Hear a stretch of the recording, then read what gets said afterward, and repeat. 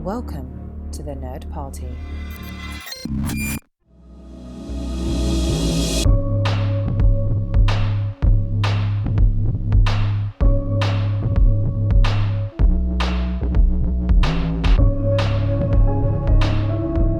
Hello, everybody at home, and welcome to Houselights, specifically House of Bluth, Don Bluth. And today we are talking about 1988's The Land Before Time, all 1 hour and 9 minutes of it.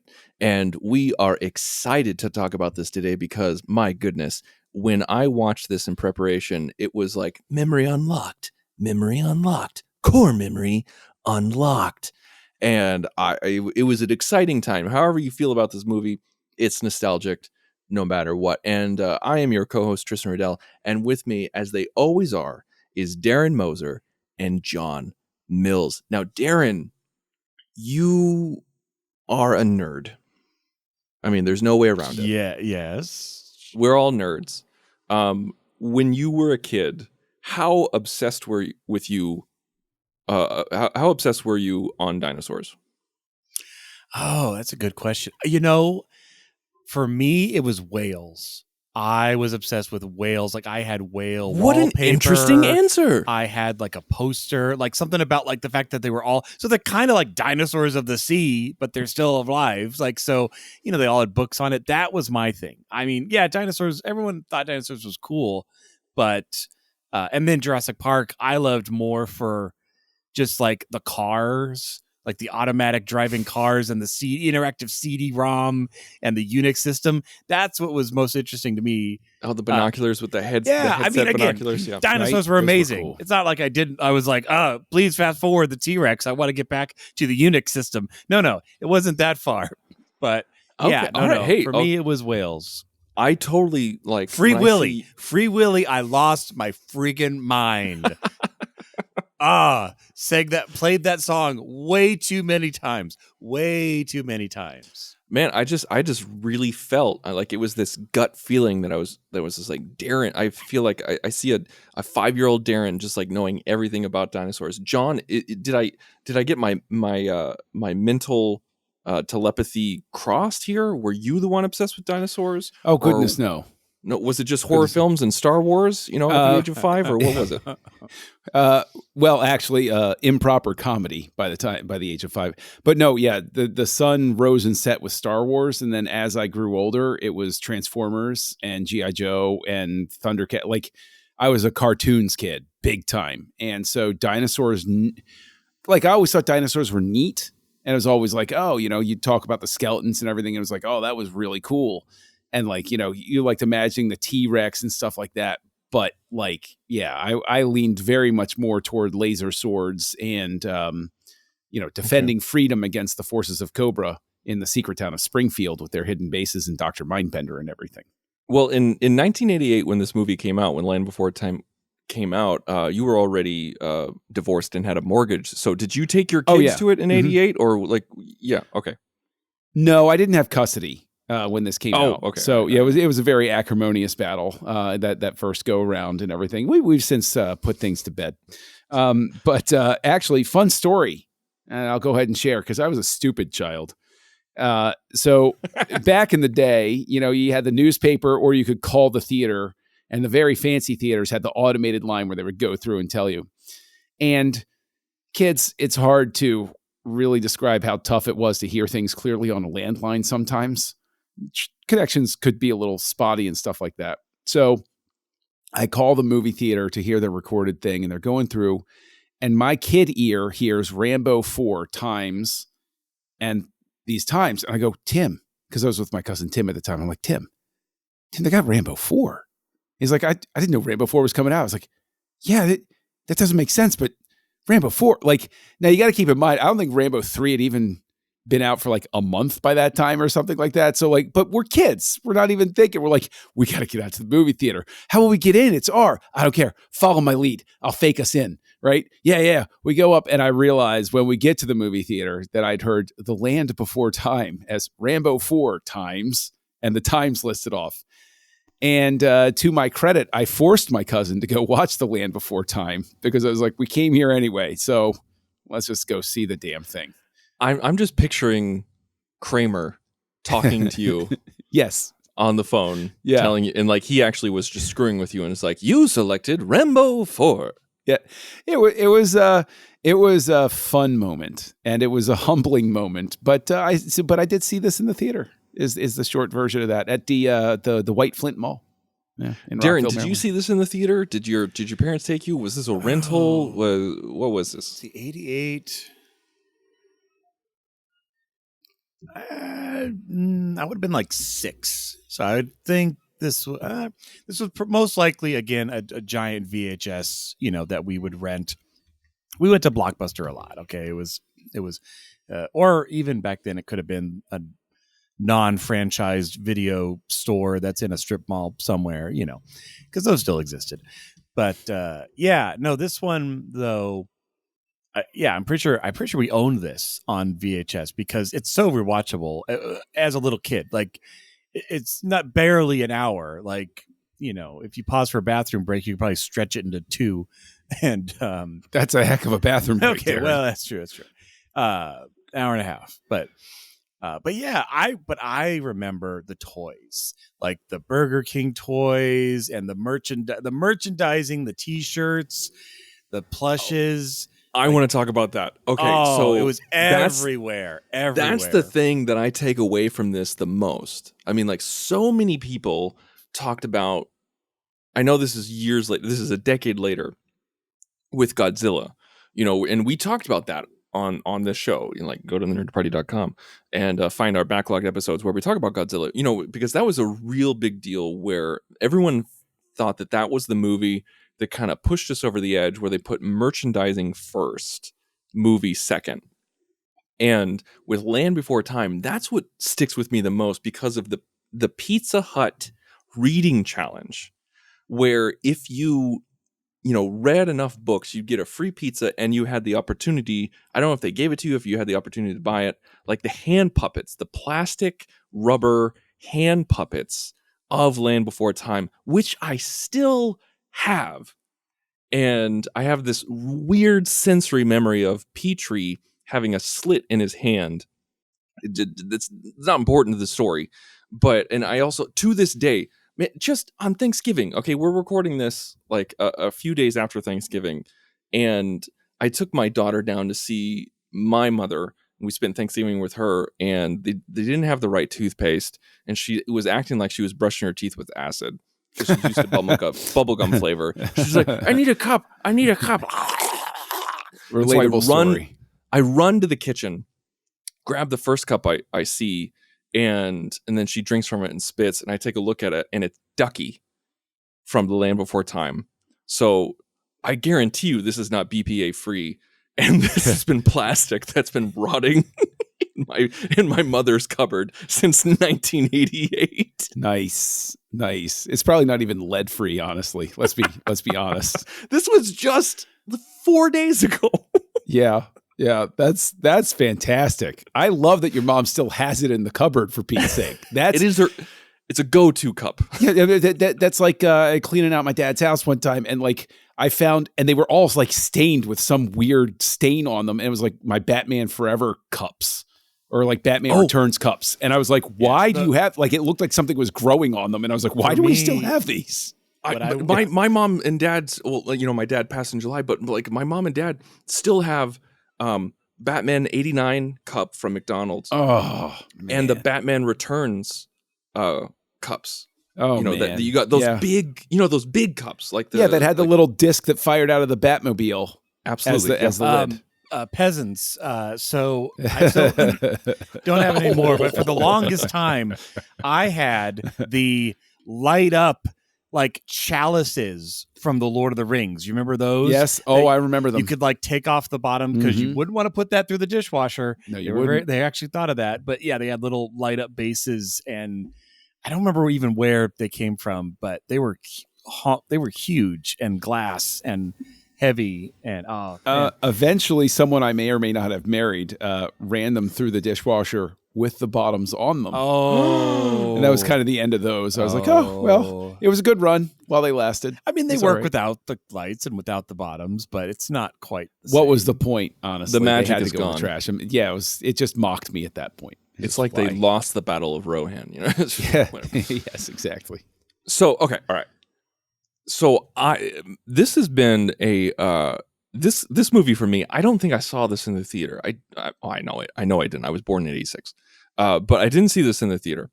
But we had this on VHS. Like Darren, I totally remember the VHS cover, and it was the original movie poster, cover, and just I totally have that sensory memory of taking it out of its sleeve. And this is something that I watched with my sister over and over and over again. My sister is 4 years older than me. I love my sister. We talk every day, and we quote this movie all the time. And just like 10 minutes ago, I texted her a picture of what's his name, like the guy who played Littlefoot, Gabriel Damon. He was in Newsies, and she my sister's favorite character from Newsies was the character played by Gabriel Damon, and I texted her a picture of him in Newsies, and Littlefoot said this was the same person. She's like, shut the front door. And I was like, and he was also in Star Trek. And it's just like, and we quote Ducky and Petrie all the time, and it's just like this is a movie that is very much ingrained in my sibling relationship. What I truly remember him for is not Land Before Time or even his star-making turn in Star Trek: The Next Generation, but rather in his stint in RoboCop 2 as Hobb, the I guess 10-year-old-ish drug dealer, actually, that was involved in distributing nuke throughout Don't bring New up Detroit. RoboCop 2, okay? It's I'm just saying. saying. I remember him he from did it. have a really cool, handbag machine gun that, transformed, kid size, but... Yeah. So it kind of blows my mind that he was Littlefoot, because I didn't, really think about it until you were just, saying it. I was like, oh, that's the same kid. And RoboCop 2 is only, 2 years later. I'm like, what a career track this kid had. You're going to star in the Steven Spielberg produced animated feature, and you're going to become a star, kid. You're going to be Littlefoot. And by the way, you're going to play a drug dealer in future Detroit that RoboCop 2 murders. Okay. That's a stretch. Give him credit for range. Let's just put it that way. Now, Darren, I have a question for you. You mentioned off the air that you hadn't watched this in a long time, that you watched this when you were a kid, but this is not something... we're adults. This is not something that we go back and rewatch a lot. I mean, I haven't shown this to it. If we have a movie podcast, we do. But yeah, right, yeah. I haven't that. shown this to my kids. You haven't shown this to your kids. What was it like watching it again as an adult?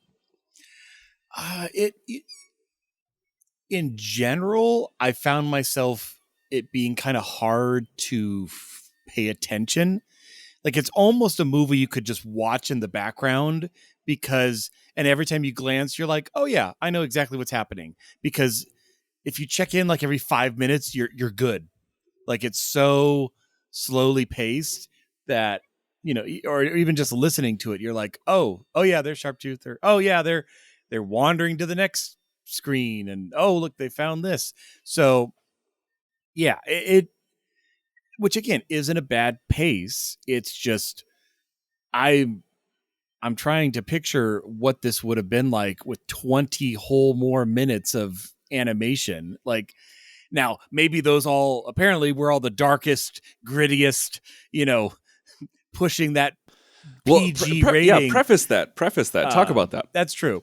So yeah, apparently this movie, which is only 69 minutes, was 88 minutes when it started, and they cut 19 minutes out of it, which is huge because, they already made it. So it's not and then in pre-production, they realized we should not animate. No. That's all bought and spent and paid for. It could have been animatics. It could have just been storyboards. That's true. Cut. All we know is that it was dark. But the vibe I got from the clips we read was that it was after the first cut, they're we have to trim this out.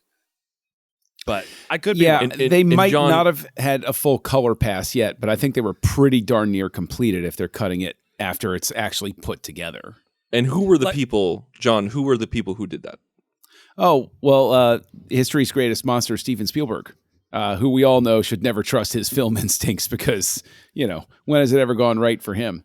But honestly, I think, okay, Lucas is, it's a Lucas Spielberg production, but I really have a sense that Lucas is more of a like, yeah, here's a couple million, make your movie.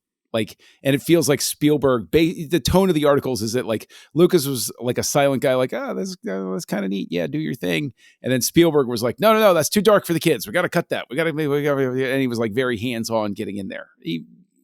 That's the sense that I get from it. And I think that I'd be interested to see the footage that was cut or, whether it was fully finished or not. I'd like something representing it at least put together because I think that I struggle with the fact that we're now 3 films into the House of Bluth. We all agree Secret of Nim, it's basically a collection of vignettes loosely held together and it goes along. And then in American Tale, we're all like, oh, look, he learned how to tell a story. Like Lydia, great. This all comes together. And then it feels like this is a tremendous step backward from that. Where it's just suddenly there's nothing really. It's just like Darren is saying, you can come in every 5 minutes and it's like, I'm not really with it through the whole time. I'm like, yeah, okay. This scene, like it feels very loose. But I would say the 5-minute check-in is more due to pace than it is to plot. Like, it's got a clear plot. It's like, he's got to find the Great Valley. How do you get to the Great Valley? And they meet up with it's very predictable, but it's not a hodgepodge of, I wouldn't go so far as to call it a hodgepodge of clips. I would. I don't get any rising tension. I don't get any build. You can put that into your star rating, John, at the very end. But. You bet I will, Darren. But I like through the movie, I think it very much struggles with this idea of the through line. And as a result, I agree with the way you're saying the 5-minute thing, but the way I'm also looking at it is, and this is a criticism we've levied at other stuff, and it feels like I feel like such a jerk to be like, well, this hour and 8-minute animated movie didn't meet my standards. But I'm saying like from just the strictest sense, it's more like, I don't see what would keep a kid genuinely involved in it beyond a very young age, right? My youngest is aged out of this, I think. Like, this is not for her, and she's not that old. I think that the kids that are going to respond to this are way younger, and that's cool, but I think the greatest animated stuff is the stuff that those kids are going to respond to, and the parents and the older kids are still going to find something to latch onto. It's sort of Disney's about to enter in this time period that golden era where they unlock that, where even the parents are right enjoying before what they're Little going to see. Mermaid. Exactly. Which I think, I think we said this last week, An American Tale points the way toward that. I think they sort of like, I think Bluth winds up accidentally giving Disney a formula to look forward to. And then they unlock it immediately after this comes out.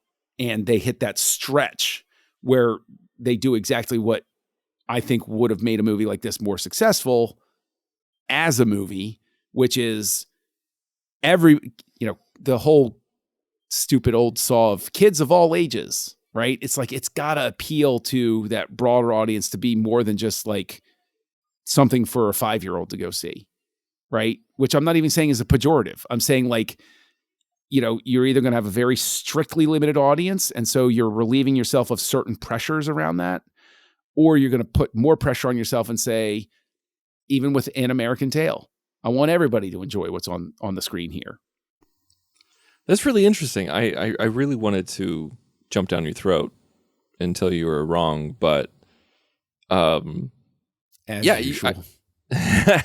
But no, yeah, I don't think this. I think you're right. I think this movie doesn't have broad appeal. I think this is definitely my favorite Bluth film so far. because those of you who have been following along with us, I did not enjoy An American Tail.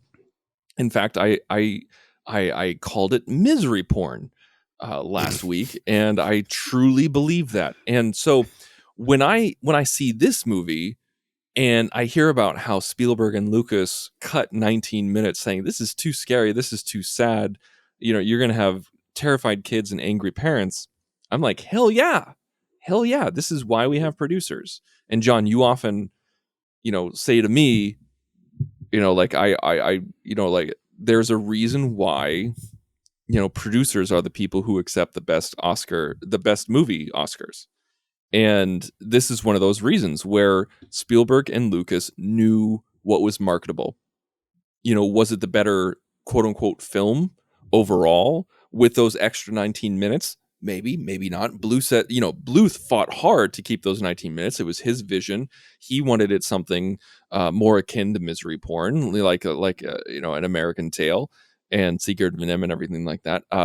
But this is, there's a reason why this was a wild success. This was huge. This was, number one. This was the highest grossing animated film of all time until The Little Mermaid came out. That's no small feat, even though it only lasted a year. And so I truly feel like this is the most marketable. I think this is most palatable. Is it a true Bluth artistic vision? No, because I feel like this is one of those films that I shouldn't say needed, but would have had a director's cut given the opportunity. And there was some reports that he still had a full version somewhere. No one's seen it, but he says that he has it at home. And I appreciated that. Like when I went back and watched this, like a lot of people said that this was a dinosaur Bambi, like it was a very similar story to Bambi. And honestly, even when I was watching this as an adult just last week, I would shoot Bambi and his mother and his entire family in the face with a shotgun if it would save Littlefoot's mother. That's how emotionally connected I was to Littlefoot and his mother. I love Helen Shaver's voice. I think she's the perfect maternal voice. And I was gutted as a child and weepy as an adult when she died. Darren, how did you take the beginning of the film? Because in the beginning of the film, it's very dramatic where we see these these animals who are Racist forced to leave their dinosaurs. homes. Yeah. Racist. Yeah. We see these racist dinosaurs. That is an important point. They're a product of their age. They're from a Yes. different time. It was before time, honestly. So can we really judge them? Grandpa doesn't know the right words, honestly. The The nomenclature. reason we don't have Grandpa talking in any of these scenes because that Very had to get true. cut. Very good point. Very no, good But point. how did you Yeah. feel? Like, what did you think about the intro? Was it too morose or was it spot on? No, Like, how did you feel? I like the fact that it all kind of happens at once. Like, not only is she dying, but then the great earth shake and the fact that they're separated, and like it's a very solid call to adventure for our heroes, and they are forced to all go together, on their great journey. So yeah, with Littlefoot's mother dying, anytime a kid voice says like mother in a sad tone, it's like, oh my gosh. Like when little Fievel was like at the very, very end where he was like had one more round through the ringer with the street urchins and was saying like Papa and barely whisper, and I'm like, okay, Darren, hold it together because we know Papa's right around the corner. Because oh man, so yeah, same thing where and especially when his mother is all in true adult fashion, like, I got moments left and I'm going to prep you for what needs to happen. And you know that. You can see that as a parent and you're like, oh my gosh, but in the grand scheme, I love that he's searching for his grandparents. We don't get grandparents very often in kids' story. We also don't get fathers very often, but in this one, I liked the fact that that's the goal, was to meet up with his grandparents. I always liked that aspect of the story. John, how did you feel about the intro of it? Like because like this was so many, like, there were so many sad moments. Like, there was a sad opening where they had to leave their homes. There was a sad moment when the mother died. That were like, Littlefoot went through depression, quite literally. Like, what did you think of that angle when putting it into a kids movie that's directed towards 5-year-olds or younger? I mean, I thought it was fine. I didn't. Maybe my heart is too hard, but It's like we got Ramses the second over here. God hardened his heart. Yeah. But it's one of those things where I guess the story beats were a little too expected, I guess, where it's just like, okay, this is the part where this is going to happen, and this is the part where this is going to happen. Did Bluth manage to tease out some things better than some other animated features have done, at least up to that point? Yeah, probably. But I don't get the resonance that apparently you guys did with it. And I think it is strictly because of the fact that even though the voice performances are solid, they're very solid. I think that perhaps an additional victim of the cuts, or maybe not, was there's no time to breathe, as it were, between tragedies, in a sense. Like they happen a little too closely together for me, where it's like, oh, the earth is being torn asunder, and oh, everything's dying, and oh, and the mom's getting killed, and oh, we got to go. And it's like, maybe I don't think it's as, I think maybe it's sort of like just deadens me by the point it hits, like where it's supposed to be the big note. I'm like, well, of course something else bad happened. So maybe that is a good thing that Spielberg and or Lucas came in and did all of those cuts, where it was like, maybe there's just a breaking point that I hit where I'm like, like you just sort of like, yeah, of course the bad thing happened. Why wouldn't it? Right. Cause it's just everything. Well, this is the worst day in history. It is a Don Bluth film. Of course a bad thing happened. I mean, the thing is, it's like I was like, from a technical aspect, I'm looking at it and I'm like, this is really great animation at many points, but I'm breaking it down where I'm thinking in terms of the fact that Spielberg and Lucas were originally saying, well, wouldn't it be neat if we did this with no voices at all? Which is, I gosh darn you that was Lucas, one of his insane ideas, where he's like, wow, film is a visual medium. Let's just do this with absolutely nothing but music and sound. Okay. What if we just had a few title cards and we just kind of went back to the age of, silent movies? But kids can't read, George. They can't read, so that's not gonna do you any good. They did fine with Star Wars. No, but like, it's one of those things where I'm sitting here watching it. I'm like, it's only an hour. I'd be kind of interested to see a version of this where they cut the dialogue and we're just watching like a nature film, animated nature film sort of thing. That's telling the story. Can we at least have like vocalization, meaning like they go like we get, like, we can tell their emotional state by their braying? It would be more consistent. I need something. I can't just watch it with the sound off. It would be more consistent because I'm also disconnected enough where I'm like, why can everybody but the T-Rex talk? Well, why is the T-Rex? I did like Is that. he the Hulk? Did he roll around in prehistoric ooze? I think they made him more animalistic. It made him more like a force of nature in their lives than an actual creature. When you open up that can of worms, it's just kind of like, why does Donald Duck not wear pants, but when he gets out of the shower, he puts on a towel? Maybe Sharptooth was the only non-racist dinosaur of them all, and maybe the problem was that the other dinosaurs were so prejudiced and hurtful that it just sent him into a perpetual rage, and he was striking back from a place of anger. Do not cause harm to your brother, dear dinosaurs, but lift us all up in the journey to the Great Valley. Maybe he is talking, but all they hear is like, like you can't understand. In all of a sudden, we're in Orwell's Animal Farm, but with dinosaurs. Oh my God! Yeah, in one of the cut moments, the T-Rex rears up and he gets out a little pipe. He's like, perhaps I need to explain to you why I'm coming after you so forcefully. I mean, obviously I'm just being funny with it, but like, it's one of those things where I don't know. I think that the structure of it, I think those missing 19 minutes would have given it more form and probably given it more of a sense of through line and story. I could understand knowing that Bluth fought so hard to keep them.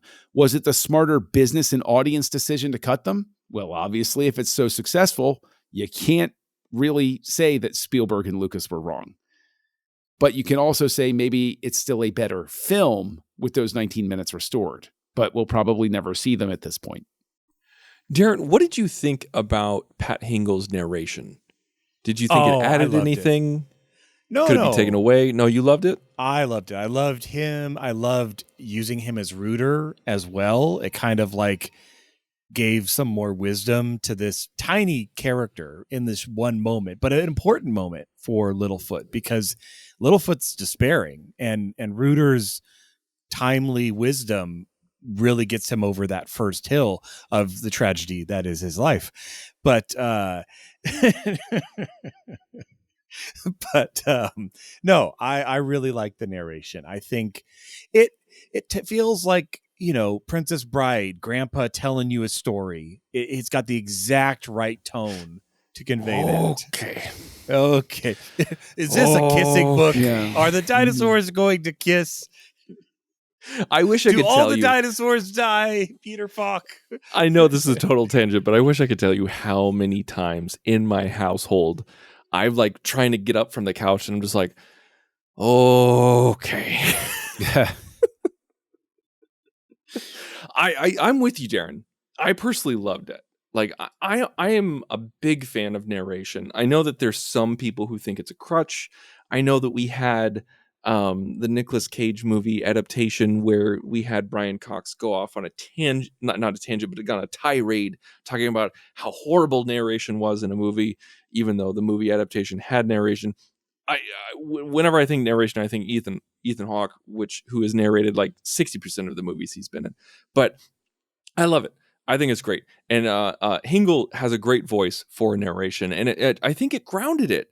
And I think it really, John, like you were an old bastard and talked about how, it was a movie that was geared towards young children and that's it. But I think the narration really helped those young children kind of understand, what was really, really going on, because so much of it was inferred, just like, oh, well, here we see that Littlefoot is sad and we see that Sarah is angry. Oh my God. Speaking of Sarah, she is like the Dolores Umbridge of the 80s to me. I have no love for Sarah in this movie. Like, I did not care for Sarah. Again, she has her place and she's a kid. And she has an arc. She is such a jerk through like 90% of this movie. Yes, that's true. I think that they tried too hard with Sarah to make her. She was supposed to be the cute spunky, and instead she was in.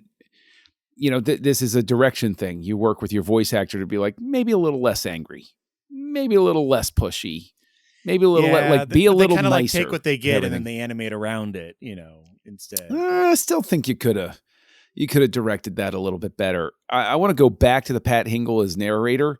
I mean, every sane person loves Pat Hingle and his delightful voice at any stage of his career.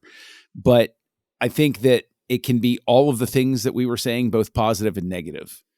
It is a crutch, but it's also pleasing. It is something that the kids use to get through, but it's also a cheat. Like, it's all of these things where, like, in a sense, the narration kind of proves you didn't need to have the dialogue. Because you could have just had Pat Hingle say, and in this scene, this is how Littlefoot feels. Littlefoot felt like this. And Sarah was, that's true. You could have gone full narration. It actually, honestly, I think that could have worked if you're not going to have the characters talk. If you keep Hingle, it could have worked. It could have worked. Completely agree. I think that Pat Hingle's narration is on some like lizard brain level what everybody responds to, and everybody who has such a pleasant memory of this, because it sounds like, even though he's not your grandfather, he has that I'm the best version of your grandfather being loving with you. And so you're like, oh, I feel happy now. And I think I do think it's a little bit of a cheat, intentionally or not, just because it's Pat Hingle. I mean, he's Commissioner Gordon in 1 year too. I mean, actually, this was released in November. I mean, it's less than a year away that he becomes Commissioner Gordon in Michael Keaton's Gotham. So, that's no small feat. I want to talk about just as many Batman lines Resurrection so bad Batman right now. Same as he does in this. But well, I mean, it's one of those things where I really think that this movie, the nostalgic resonance with it is completely justified. I think that even responding to it positively now is completely justified. I'm the one with the cold, dead heart. I have not had my visit from 3 ghosts yet this year. Okay. If I watch this movie on January 2nd, I'm probably going to think it's a work of art. But right now, as I record this, I got my complaints. That's all I got to say. John, I love you so much. And I genuinely, I genuinely do love you. Yes. As much as, more than a brother, less than a wife. But I truly believe that 3 ghosts are going to visit you someday. Probably. I bring it on. Can we just pack it into 1 hour? I'm a little tired and grumpy enough here. Maybe 4 ghosts, because Marley is going to be the Muppet version that's going to come after you. So, well, I mean, technically that would be 5 because Marley is the 4th ghost, so that's 5 ghosts. But I think that I thought the 5th ghost was going to be Littlefoot's mom, but it's neither here nor there. The 4th, actually, my Marley is going to be Joey's old movie reviews. It's going to be the Joey I watched movies with. Joey doesn't need to die for this. I don't want him to. So like it'll be the spirit of the Joey that I went to the movies with 30 years ago is going to show up and be like, "Hey, jerk face." And then we're like, "No, you're the jerk face. You hated things more than I did." And then he's going to go away. And then the other 3 ghosts don't show up. And then I never liked The Land Before Time. So go figure. Darren, I have a question for you. So originally, Littlefoot was supposed to find the Great Valley about 3/4 of the way in. On his own. Yeah. On his own. And then he realized, oh, crap, I totally found it. And Sarah and company are not here. The people who betrayed me and left me are not here. I need to go find them and bring them back. That is not how it happened in the movie. They all found it together. And you can see there's certain cues that kind of let you know. There's certain editing cues that let you know that wasn't originally how it was going to go about. How do you feel about that? Do you think that would have worked better with Littlefoot finding it first and then going back? Or do you think it was nice to have all of them see that reveal at once? No. I mean, because I've seen the Golden Book, version of this, which I think has it like that, where Littlefoot finds it first. It's a slightly different than the movie. No, I think it keeps it simple. It's straightforward. It's a better payoff because it's the fact that they stuck together is why they find it. And that is the better message than Littlefoot felt guilty for ditching his friends and so backtracked to page 32 and found them, It's kind of like, the stories you hear of the first Star Wars edit, where it just blows my mind that they attack the Death Star twice. Like they attack it, it doesn't work. They fly back, like reconvene, and then go attack it again. I'm like, that sounds like it dragged your pace to a stop. Like the plot just stopped. So yeah, no. I cannot picture it another way for Land Before Time. It's a much better ending to, he has their moment where he's off on his own, and like kind of Sarah does as well, but it's not a long-lived moment, and then they're all together when they find the Great Valley, and that's the joyous, once you're in the Great Valley, you don't want to leave it. It's the happy ending. John, when you think about this movie, what pops into your head? Like what's the first thing that you think about? What's the imagery that pops into your head? What's the line? Whether it's something that you remember as a kid, something as an adult, like what is it? Like when you think Land Before Time, what is the thing that you're just like, yes, this is it? Setting aside how dumb I was about the movie time listing, because that is always the first thing I think about. Honestly, I would probably say that the scene of Littlefoot playing with the star leaf thingy, right? I think that's a beautiful moment, and that's the thing is like I know I'm sitting here ragging up, but like there are so many little beautiful moments in the movie, and that is definitely one of those really beautiful moments, sort of thing. So much so that when the leaf later gets like shredded, that's just yet another tragedy in Littlefoot's life, where it's like, oh yes, this one tie that you had, yeah, it's wrecked. But I really love that first moment where Littlefoot, it really captures that wonder of a child playing with the most simple thing, how you can find wonder and joy and entertainment in anything.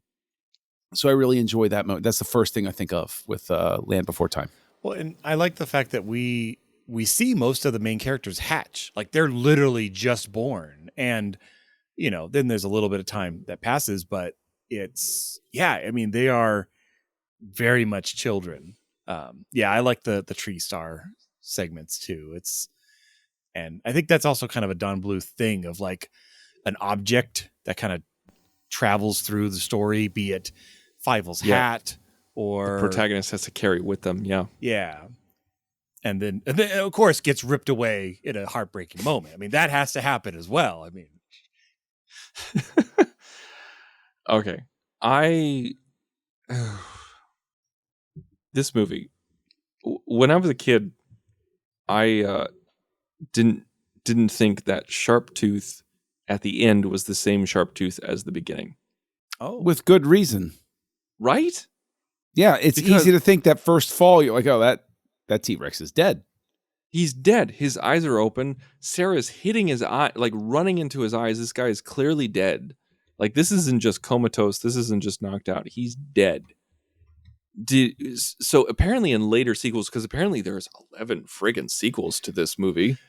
Mm-hmm. There's that has to be a record. 13 sequels and a TV 13. series. Yeah. 13 and video games. I mean, it means it kept making money. I mean, every time we laugh at it, like, because it's the running joke of like, to not actually quote the number and just say some obscene number. But it obviously made enough of a profit each time to make another one. Otherwise, they would have stopped making it. Are you talking about Chomper? I think it's like a little baby T-Rex that shows up later he's one of the characters in some of the sequels. So again, fighting the prejudice of dinosaurs, will they accept a baby T-Rex into their herd? Well, but see, what's fascinating to me is the simple fact that with these 150,000 sequels or whatever, is that there's like a split in the fan base where there are people who reject them as part of the canon of the Land Before Time, and I'm like, what, you what now? I'm sure there's a Land Before Time wiki that like tree diagrams all of the plots. Guarantee it. And, but hey, if that's your dig, go for it. Apparently the rest of them are musicals, which yes, I find interesting. Oh, I did not know. When I brought this up with the aforementioned Joey, he said that he never saw The Land Before Time, but his nephew was obsessed with like the second and third or third and fourth or something like that. And there's a song from one of them that he started like singing. He's like, I heard or saw these sequels so many times that they're burned into his brain. He's like, and I never even saw the first one. He's like, but I know 2 and 3 because for his nephew, who was super young when they came out, like they were, to borrow a phrase from earlier in the show, like they became core memories for him. They were the movies that he just watched repeatedly, and that's the basis of his movie love right there, sort of thing. And it's like it. I mean, what is it? The first sequel was in 94, and the latest one was 2016. Crazy. That's a long window of movies. Now, granted, like half of them are in the 90s, and the other half are before 2010. So like it really kind of petered out in 2007, and then they had like one more hurrah. Okay, guys, they use Roman numerals. You guys know how I feel about using Roman numerals in titles and podcasts. So kids aren't going to read the Roman numerals. I'm sorry. They don't know. I mean, they granted they have subtitles, like meaning the great Valley Adventure, The Time of the Great Giving, Journey Through the Mist, The Mysterious Eye. Like, sounds like Hardy Boy novels is what these, the Big Freeze, Journey to Big Water, But if they have this going for long enough, at what point will the Land Before Time become the Land of Time? Yeah. Right? At what point do they catch up with modern times, sort of thing? Can the last one be The Great Extinction and it's just the comet? We were on the asteroids headed our way, and it's just like, oh. Yeah. Speaking of which, like, that's one of those things where so many people think about it way too much, or like read way too much into this movie. Like, we're talking about like little kids who are they're dinosaurs who can talk and interact with each other and rise above racism. And some of these species didn't exist in the same, era, like Jurassic or Cretaceous and everything like that. Like, the Triceratops is closer to humans than it is to the Brontosaurus, even though it's not called a Brontosaurus anymore. Wait, it isn't? No, it's not. No, it's Brontosaurus isn't a thing. The hell is it called then? It's like a Apatosaurus, I think. Achiosaurus, something like that. Don't make me say that. It's a brontosaurus. I'm just always going to call it brontosaurus. It's fine. Don't old bother. Man. All right. That's what. And we have 9 planets. So there you go. John, one thing I want to ask you before we get into our Lance Reddick section of the show is James Horner. Yes. Tell me about this score. Was it memorable? Was it not? What did you think? It's fine. The score is fine. The score is fine. You old man. What? What? You want me to lie? You want me to lie? Is that what you want from me? You want me to lie? How many ghosts is it going to take to make you get the spirit of Christmas? At this point, wait a minute. If you have a Land Before Time 400 : dinosaurs made it to Christmas. Okay, now we're talking. Maybe that's the movie I'm finally. But look, the score's fine. Maybe I'm missing something, but I don't hear anything where I'm like, wow, this is great. But obviously I'm the odd man out here, because there's even been like an expanded version of the score released because people loved it so much. Like the expanded version is 74 minutes. The original release was less than 58 minutes. And in 2020, they released an expanded version. It's longer than the whole movie. That's so funny. Wait a minute. Yeah. It's longer than the movie. How the hell does that work? Well, maybe the mystical 19 minutes or something. That doesn't even make sense. What? Who's lying to me here? I feel like this is all a prank. This whole show's been a prank. Everybody's just having fun with me here. Darren, same question. I liked the score. I could definitely hear a lot of The Rocketeer, which would come a few years later. There were little motifs, especially as they're like running around on sharp rocks and stuff, that you could feel this is going to evolve into the Rocketeer theme. Like, it was not a straight copy, but you could tell that's where he was going, which, I mean, it totally makes sense. Like, if you listen to enough scores by enough composers throughout their history, you can see where the themes come and go. But I enjoyed it. It's a very sweet score. It captures the moments. I enjoyed no singing. I didn't, the songs in American Tail were okay. They're very memorable, but I'm okay without them. Like, who would have sang? Like, is Littlefoot gonna start like looking up at the stars and it's like a totally different set of constellations and he's like singing Somewhere Out There? Like, I don't know, but yeah, we didn't need more laments. That's for sure. So I enjoyed the score. I kind of want the time warping longer than the movie length special edition. I need to find that. John, okay, so as we go into our Lance Reddick section of the show, where, for those of you who don't know, we all three of us love Lance Reddick, and we like to play this game of where would we put Lance Reddick in a movie if we had a time machine and age appropriate, whatever, anything like that. There's not too many answers. So I really would love to know where you would put Lance Reddick in this movie. The only place I can really find for him would actually be replace Hingle as the narrator. I could I could hear Reddick as the narrator. Does that mean he pulls a double duty as Rooter? I'm just saying narrator. I think Reddick would work as narrator. I'll put him there. Yeah, I would say, gosh, that's only the big decision. Like I put down Rooter, but it could almost work either way. It could work as just Rooter, as this tiny little role, or it could work as Rooter and the narrator. Like I like both, so but I'll just put Rooter for now. I'm going to be difficult and say Sarah's dad, the angry Triceratops. I mean, you don't have a lot of choices, Tristan. So Daddy Tops is who you're casting. Daddy Tops. Okay. You know what? That's just what I want to call Lance from now on. Daddy Tops.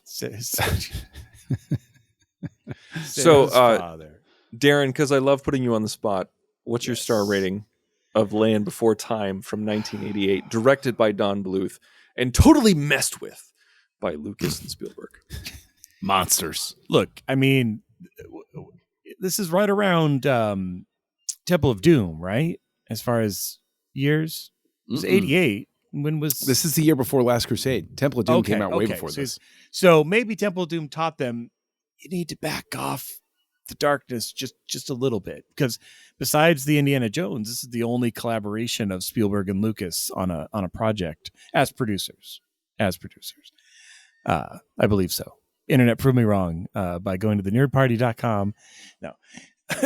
Yeah, for this one, I will say I was kind of coming in with a higher intent just because, nostalgia, it's Land Before Time. Like, oh my gosh, but on watching it again, I'll say this. I'm going to give it a 2. I don't feel it's worse than An American Tail or necessarily better, but I hold the right to up it after I eventually show it to my kids. I think seeing it through their eyes might give it another bump, but I kind of also judge it in, I'm never really, there's not enough nostalgia or charm I'm not going to watch this again until I show them. Like it's fine sitting on the shelf or in the digital vault. So I'm giving it 2 sharp tooth footprints in the ground, foreshadowing the evil that looms. Well. I'm the one getting dragged for being too hard on the movie, and Darren comes out of the gate with a 2. How the turntables have turned. Well, John, how many dead Littlefoot mothers are you giving this film? The thing is, for all of the complaints, you say that he can only give it 1. There's only one dead mother. I can't go above 1. No, for all of the complaints that I have, I once again, sort of like Secret of Nim, I have to at least give credit to the artistry and the craft behind the character design and the animation, because even though I don't particularly enjoy the story, the way it comes together, I think there are some missteps. I'd love to see those missing 19, blah, blah, blah, all the stuff I said before. I think that this is definitely some people at the top of their game putting a movie together for animation of this style.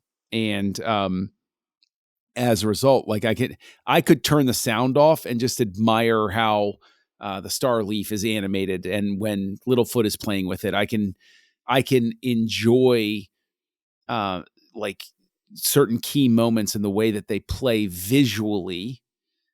So I wind up giving it a 2 as well. Monsters, all of you. Yes, undoubtedly. Sharp tooths, all of you. Well, John will be the first one that dies, and I'll be the second one that apparently remembered the kids and had a vengeance. Avenging his brother. That's what it is. That's what it is.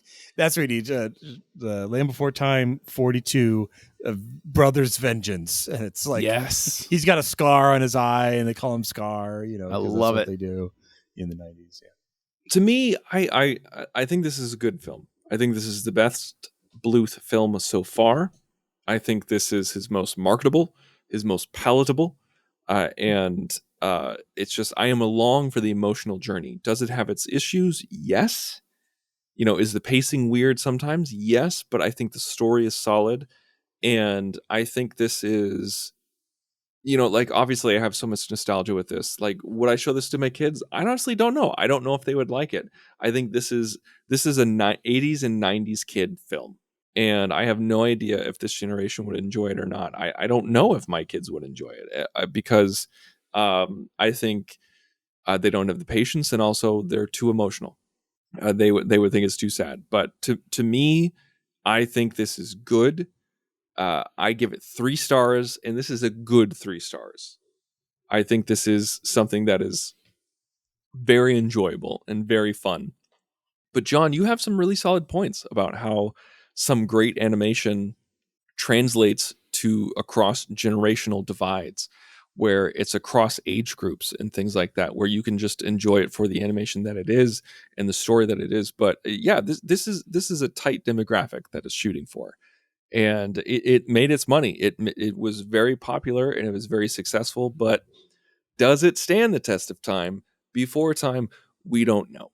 But regardless, Darren, what are we going to do next week? Actually, before you talk about what we're going to do next week, I want to tell everybody to go to thenerdparty.com and find out what you can listen to besides just us. We have something for everybody. We have something all over the network. We have so many shows, old and new, ongoing and archived, something for everyone.